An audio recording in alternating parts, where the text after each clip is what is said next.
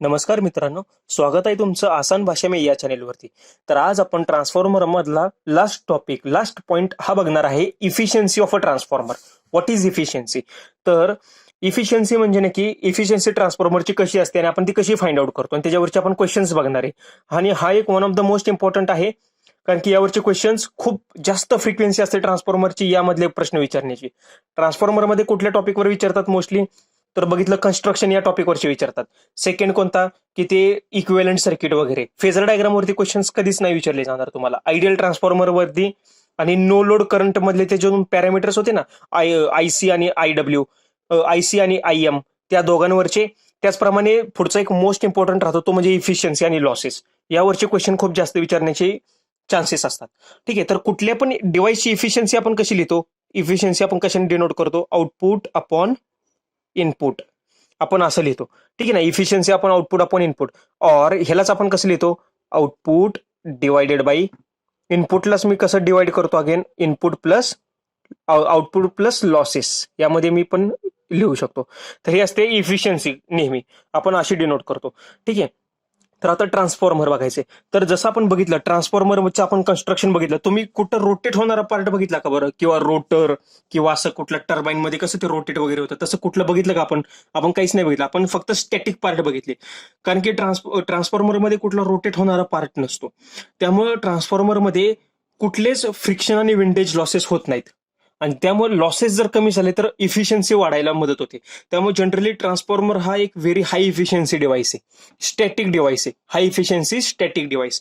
तर हा होता पहिला पॉईंट, नंबर 1. आता हे जरी स्टॅटिक डिव्हाइसेस असले तरी या ट्रान्सफॉर्मरमध्ये हा एक मशीन असल्यामुळे यात काहीतरी लॉसेस होणार असतात.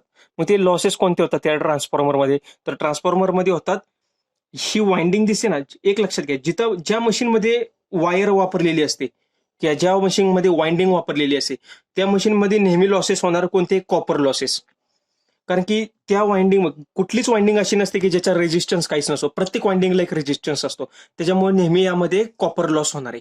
त्याचप्रमाणे हा एक आपण कोर वापरला इथं, हा मॅग्नेटिक आपण सीआरजीओचा कोर वापरलाय ना, या कोरमध्ये पण काहीतरी लॉसेस होतात. मग ते लॉसेस असतात कोर लॉसेस. ठीक आहे. म्हणजेच आपण ट्रान्सफॉर्मरच्या लॉसेसला दोन टाईपमध्ये, हे म्हणजे ट्रान्सफॉर्मरचे दोन लॉसेस असतात. कुठले? कॉपर लॉसेस आणि कोर लॉसेस. ठीक आहे.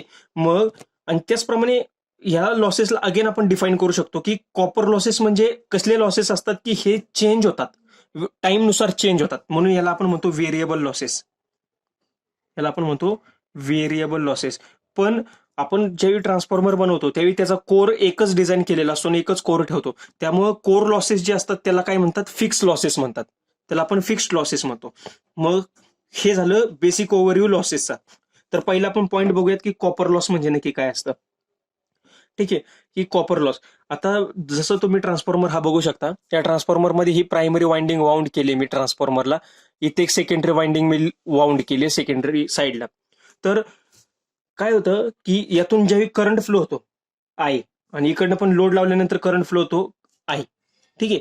आता वाइंडिंग आहे म्हटल्यावर ह्याचा एक काहीतरी रेजिस्टन्स असणार आहे असा, याचा एक काहीतरी रेजिस्टन्स असणार आहे. रेजिस्टन्स असल्यामुळे ह्या वाइंडिंगमध्ये लॉसेस होतात. मग ते लॉसेस कुठले असतात? I square R losses. म्हणून कॉपर लॉसेसला आय स्क्वेअर आर लॉसेस आपण म्हणतो. आणि हे कुठं होतात? या वाइंडिंगमध्ये होतात, या वाइंडिंगमध्ये, या वाइंडिंगमध्ये, या वाइंडिंगमध्ये.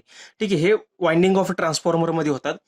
ह्यालाच दुसरं काय आपण ओहमिक लॉसेस किंवा रेजिस्टिव्ह लॉसेस सुद्धा म्हणतो. आणि हा जो लॉस दिसतोय तुम्हाला कॉपर लॉस, तो जसं मी सांगितलं आय स्क्वेअर आर लॉस आहे. म्हणजे कॉपर लॉस हा आय स्क्वेअरवर डिपेंड आहे, करंटच्या स्क्वेअरवर. कारण की रेजिस्टन्स तर फिक्स असतो, त्यामुळे रेजिस्टन्स कॉन्स्टंट झाला, पण करंटच्या स्क्वेअरवर डिपेंड असतो. त्यामुळे जर लोड वाढला तर करंट वाढणार, आय स्क्वेअर आर लॉसेस वाढणार आणि कॉपर लॉस वाढणार. लोड कमी झाला की करंट कमी होणार, आय स्क्वेअर आर लॉस कमी होणार, कॉपर लॉस सुद्धा कमी होणार. म्हणून हे करंटच्या स्क्वेअरवर डिपेंड आहे. ठीक आहे. आणि जर लोड वाढला तर करंट जर वाढेल ना, त्यावेळी काय होतं? Causes the heating of winding या गरम व्हायला लागतात जर कॉपर लॉसेस जास्त वाढले तर. ठीक आहे. त्यामुळे कॉपर लॉसला आपल्याला लिमिट करावं लागतं. आणि हे mostly resistance of a winding, म्हणून आपण वाइंडिंग अशा बघतो की ज्याचा रेजिस्टन्स कमी असेल, ज्याच्यामुळे हिटिंग कमी होईल, आय स्क्वेअर आर लॉसेस कमी होतील. हे आपलं मेन रिझन असतं. आणि हे कॉपर लॉसेस असतात. हे खूप इझी, सगळ्यात इझी लॉस असतो कॉपर लॉस. हा नेहमी होतो सगळीकडे. ठीक आहे. आणि दुसरा आहे आयर्न लॉस, किंवा त्याला आपण काय म्हणलंय? Core losses. मॅग्नेटिक लॉसेस हे तिचे नाव आहेत आयर्न लॉसचे. आणि त्यामध्ये दोन पार्ट आहेत, हिस्टेरिसिस लॉस आणि ईडी करंट लॉस.